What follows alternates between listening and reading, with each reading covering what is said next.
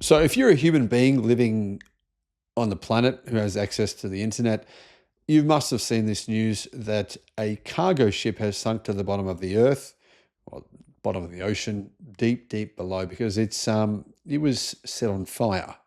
Huge blaze, set on fire, carrying, they say, the media says this, right? Interesting engineering and many other media sources, hundreds of them worldwide. EV fire forces crew to abandon cargo ship in Pacific Ocean with 3,000 vehicles on board. An EV fire. That's what they're saying. Initially, I decided I'm not going to make a video about this. It's just too ridiculous. But now that I've seen this news pop up everywhere you can imagine, I decided that the truth needs to be told.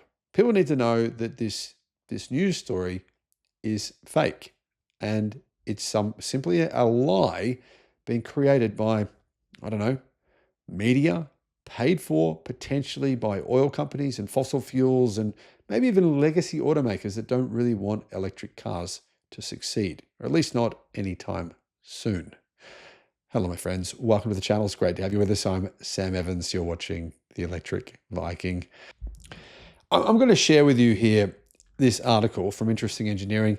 And I actually think Interesting Engineering, considering they do have a great website, I think they need to remove this article because it's just a flat out lie.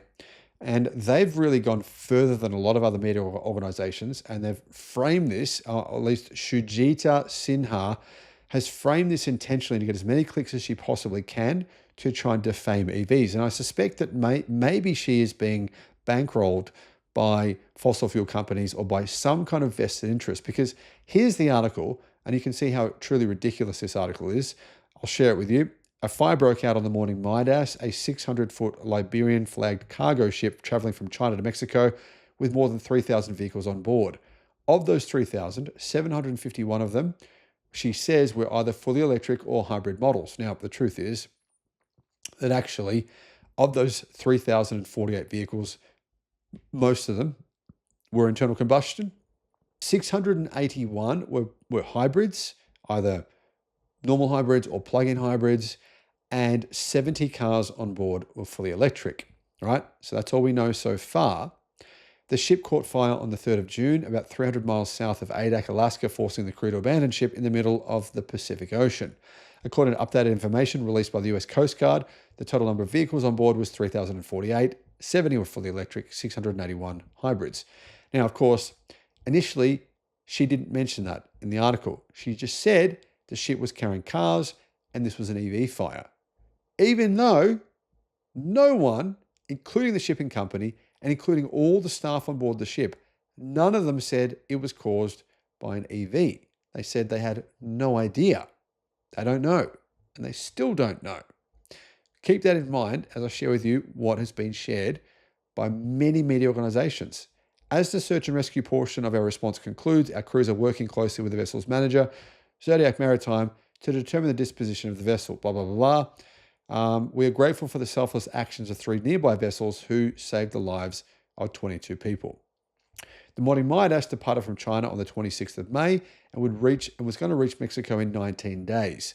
8 days into the voyage, shortly after midnight UTC on June 3rd, smoke was seen pouring from one of the decks.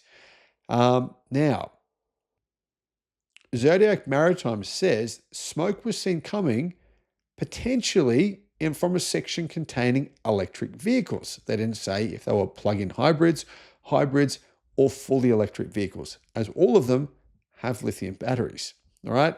And they didn't even say if it was coming from an electric car. They just said, we suspect it was coming from that general area. Keep in mind, there's 3,050 cars on board. Only 70 of them are actually fully electric. The crew immediately initiated emergency firefighting procedures using the vessel's onboard fire suppression systems, blah, blah, blah, blah. The situation could not be brought under control. The crew radioed for help, and basically they left the ship, and the ship is burning and, sinking now into the ocean. Now, the article goes on to say this. EV fires at sea are becoming a recurring threat. This isn't the first time electric vehicles have been at the center of a maritime fire disaster. Now, an EV fire has not been confirmed to be the cause of the fire on this ship. Nobody has said that's what actually happened.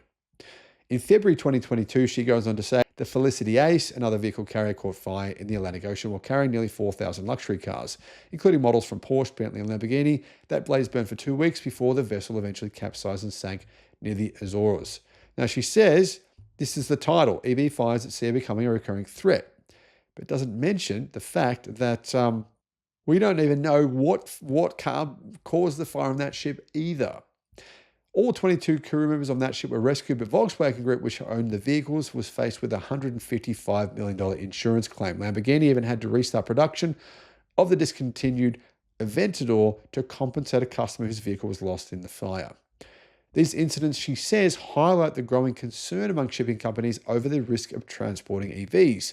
Lithium-ion batteries can catch fire if damaged, short-circuited, or exposed to high temperatures, making onboard fires difficult to extinguish, especially at sea. I'll provide some facts in just a minute. Some shipping lines have already taken action. Norway's Havila Kystruten, for example, has publicly announced it will no longer transport electric cars, citing unacceptable risk levels. Others are evaluating cargo protocols and fire safety measures aboard their fleets. So what is the truth here? The truth here is this. EV fires probably didn't cause this. In fact, it's about a 99% chance they didn't cause this. And the reason we know this is because electric car fires are incredibly rare.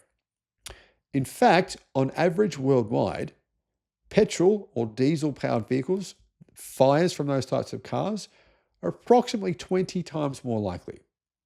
That's with the new car fleets, not comparing old with new, that's comparing like for like.